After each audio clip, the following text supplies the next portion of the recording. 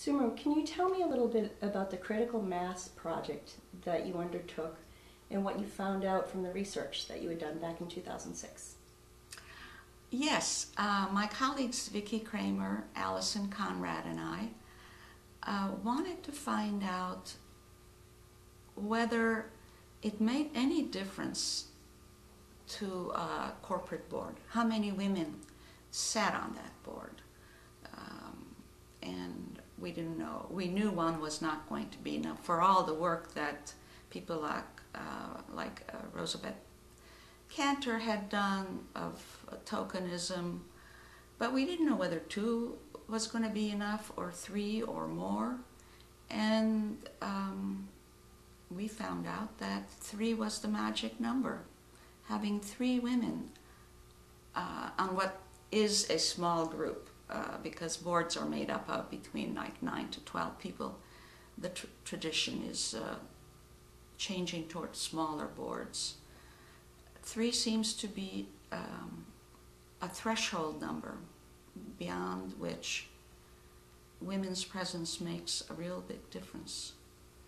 And what do women bring to the corporate board that's different from an all-male board or a board that just has 1 or 2 women?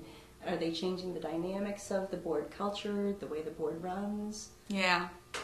You know, we heard this from the women and from the CEOs we interviewed, most of them were men, that women make 3 distinct contributions that could be attributed to their upbringing as women. Obviously, they make contributions because they're selected on the basis of the expertise they bring. But beyond that, when you have 3 or more women, you get a certain level of civility, we heard, in the interactions among board members. People are not shouting, being overtly critical or condescending and what have you. Women have a more cooperative sense about their work, and pretty soon that becomes the board's way of dealing with their business. That's one. Second, women pay attention to all the stakeholders, not just the shareholders, which is primary, but going beyond the shareholders, they pay attention to the staff. They pay attention to the impact of the corporation's work on the community.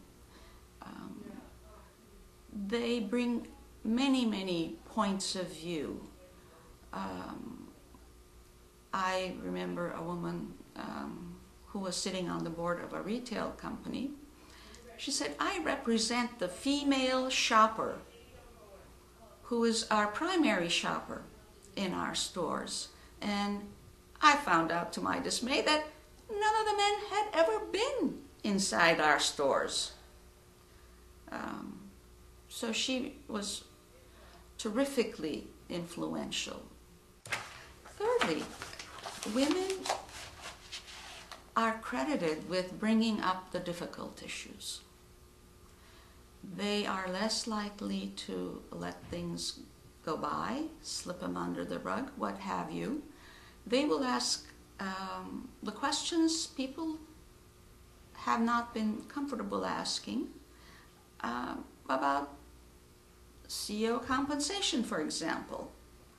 Also, women aren't afraid to ask about, what does this really mean, what you're presenting us? It was funny because a male CEO said, you know, that was so refreshing. After the women started asking questions, men also acknowledged that, you know, they hadn't quite understood what this or that meant. And they hadn't asked before because men have a gender obligation to know everything. And that kind of a board atmosphere was dissipated. And who are these folks that you collected the information from? It was men and women, it sounds like. The directors were women, 50 women, who sat on boards that varied from only 1 board to 9 boards. Of course, the average was more like 2.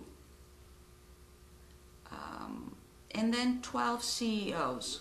The interesting part of the CEOs is that some of the CEOs were on other boards, so they could relate their experiences on other boards, as well as their own perspective on working with their own board.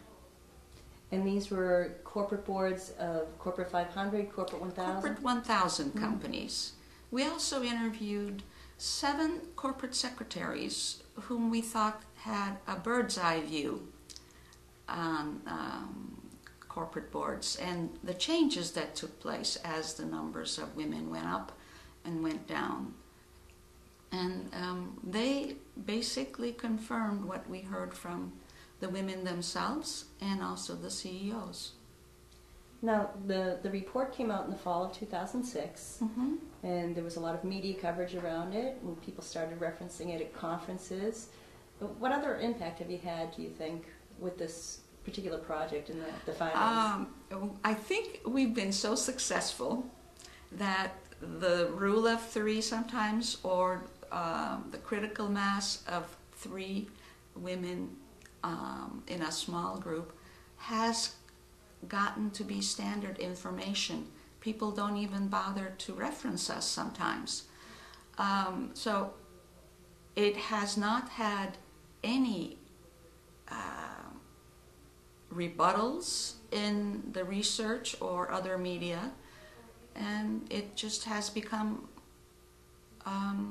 a way to think about board composition.